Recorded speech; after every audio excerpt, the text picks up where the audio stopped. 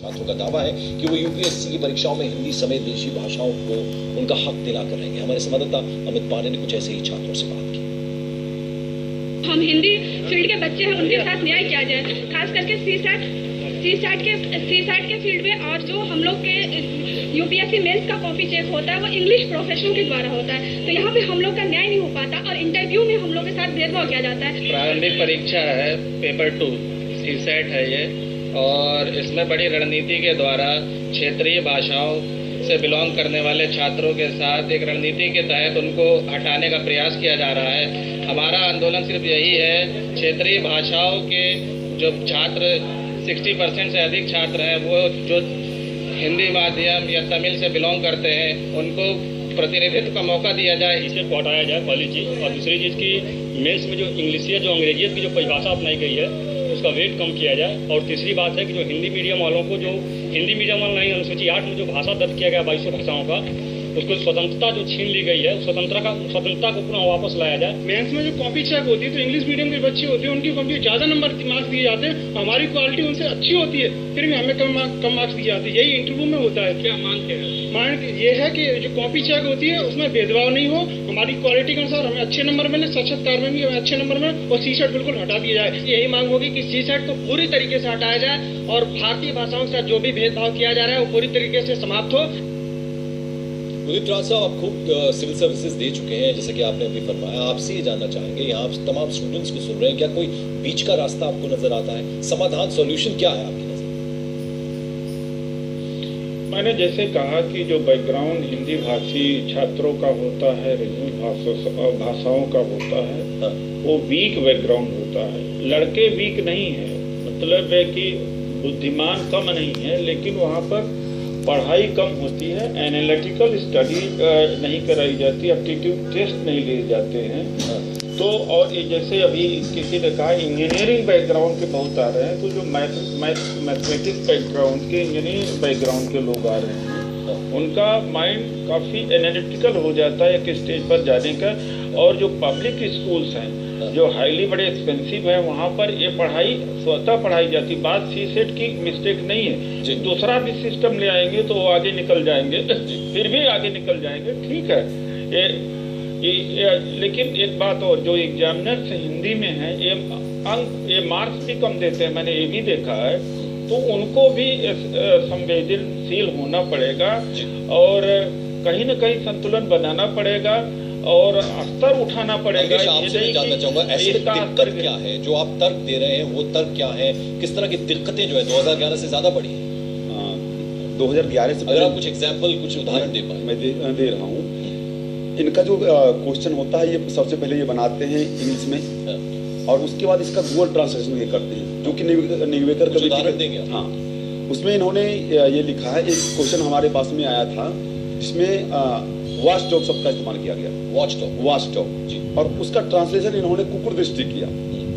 इसी तरीके से स्टार परफॉर्मर का इन्होंने ट्रांसलेशन नायक कर्ता दिया। इसी तरीके से इंग्लिश इकोनॉमिक्स का एक टर्म है go and no go zone, उसका इन्होंने ट्रांसलेशन हाँ या ना अवधारणा दिया।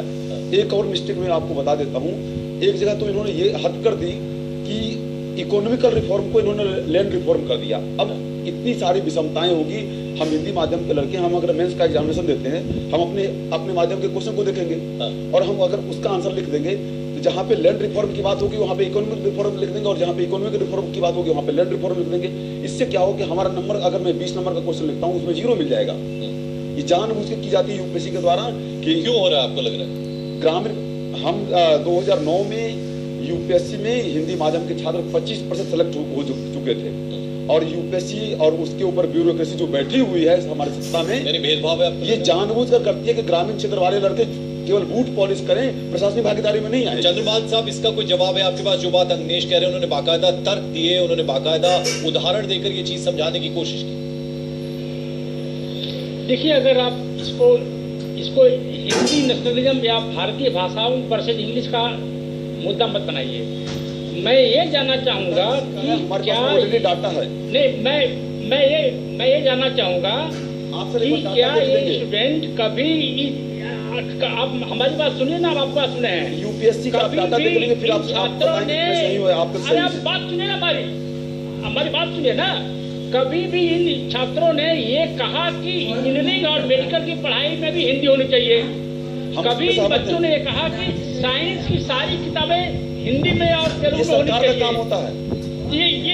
ये सरकार का काम होता है, वो करे। क्या है आज जिसको भारत के मिडिल क्लास में शहरों में जिसकी अच्छी इंग्लिश नहीं है, उसकी शादी नहीं हो पा रही है। सर, और आप एकदम गलत बोल रहे हैं। अगर मेरा ये तर्क है, अगर IIT में हिंदी से माध्यम से पढ़वाया जाए तो मैं आपको दावे के साथ बोल रहा हूँ, आप भारत के कितने बड़े इकोनॉमिस्ट को मेरे सामने में ले आइए, मैं GDP ग्रोथ अगर इसका जवाब चाहिए 8% अगर आज है या 5% है, हमारे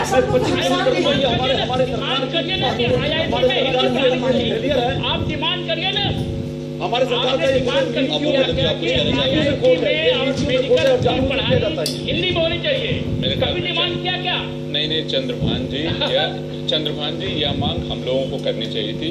अंगेश पर आप हमारी पीढ़ी ने जो नहीं किया उसकी जिम्मेदारी डाल रहे हैं। मेरे ख्याल में ये पूरी तरह से भारतीय शिक्षा व्यवस्था को सोचने की ज़रूरत है, और समाज विज्ञान हो, इंजीनियरिंग हो, विज्ञान हो, क्यों भारतीय भाषाओं में ज्ञान उत्पादन उसमें नहीं हो रहा है। अपूर्व जी, यूपीएससी में ट्रांसपेरेंसी है, आप मानते हैं? यूपीएससी में बिल्कुल ही पारदर्शिता नहीं है, और यह आरोप इन छात्रों का है। अगर इनकी यह शिकायत है और शिकायत नाजायज है, तो यूपीएससी अपनी परीक्षा की प्रक्रिया को पारदर्शी बनाकर इसको गलत साबित कर सकती है।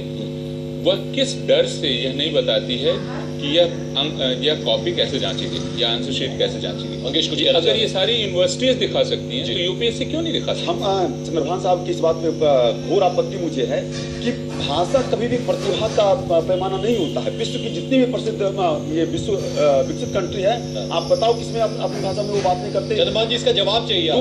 दूसरी चीज आइंस्टीन विश्व के सबसे बड़े साइंटिस्ट हुए, उनको अंग्रेजी नहीं आती थी।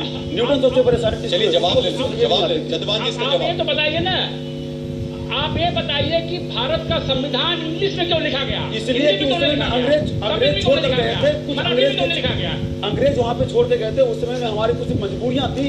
अगर हम गुलाम थे तो क्या आज उदित राज जी, एक आखिरी टिप्पणी ले लेते हैं, वक्त कम है हमारे पास। उदित राज जी, आखिरी टिप्पणी आपसे चाहेंगे। हम आज भी अंग्रेज के गुलाम क्यों रहे? नहीं, जिस तरह से एलिमिनेशन हो रहा है हिंदी भाषी कंपटीटर्स का और रीजनल लैंग्वेजेस के कंपटीटर्स का, जो कंपटीशन में बैठ रहे हैं सिविल सर्विसेज में, उसमें कुछ सोचना तो पड़ेगा ही, और कोई वर्कआउट करना पड़ेगा, और इसको यूपीएससी को भी कुछ करना चाहिए। अब इसको बहुत जल्दी ऑफ हैंड मैं नहीं बता सकता हूँ कि ये कर देना चाहिए, वो कर देना चाहिए, क्योंकि ये बड़ा सेंसिटिव मैटर है और बहुत विचार के बाद में ये सिस्टम लाया गया है। जो पहले वाला सिस्टम था, हमारे ज़माने में 2 ऑप्शनल सब्जेक्ट होते थे, अभी 1 ऑप्शनल सब्जेक्ट है, और जीएस जनरल स्टडीज का मार्क्स ज़्यादा कर दिया गया है। तो एक थारो विचार के बाद में, बहुत गहन अध्ययन के बाद में किया गया। इसको दुरुस्त तो किया जाना चाहिए कहीं ना कहीं, तो देखते हैं क्या है। आखिर में आपसे मैं पूछना चाहूंगा, राजनाथ सिंह से मिला है आज प्रतिनिधिमंडल छात्रों का, कुछ उम्मीद नजर आती है? राजनाथ सिंह से हमारी तीसरी मुलाकात थी। हमारे प्रतिनिधि, क्या आश्वासन मिला? उन्होंने बोला कि प्रधानमंत्री मोदी जी से हम आज व्यक्तिगत तौर पे मिलेंगे और इसी मुद्दे पे मिलेंगे। लेकिन एक चीज मैं ये बताना चाह रहा हूँ यूपीएससी को कि ये जो 98% आपने इंग्लिश मीडियम वालों को इस बार सेलेक्ट किया है, और 2.3% हिंदी माध्यम वालों को आपने जो सेलेक्ट किया है, इस बार हम ये खुलेआम बोल रहे हैं कि इस बार अगर 51% हमारा सिलेक्शन नहीं हुआ तो यूपीएससी जैसी संवैधानिक व्यवस्था के खिलाफ इतना बड़ा आंदोलन खड़ा होगा कि यूपीएससी सोचेगी। चलिए, आप स्टूडियो में पधारे, बहुत बहुत शुक्रिया आपका अंगेश, और प्रोफेसर अपूर्वानंद आपका भी बहुत बहुत शुक्रिया। उदित राज जी, आप हमारे साथ चर्चा में शामिल हुए। चंद्रभान प्रसाद साहब, आप हमारे साथ चर्चा में शामिल हुए। आप सभी का बहुत बहुत शुक्रिया। यहाँ वक्त एक छोटी सी ब्रेक का।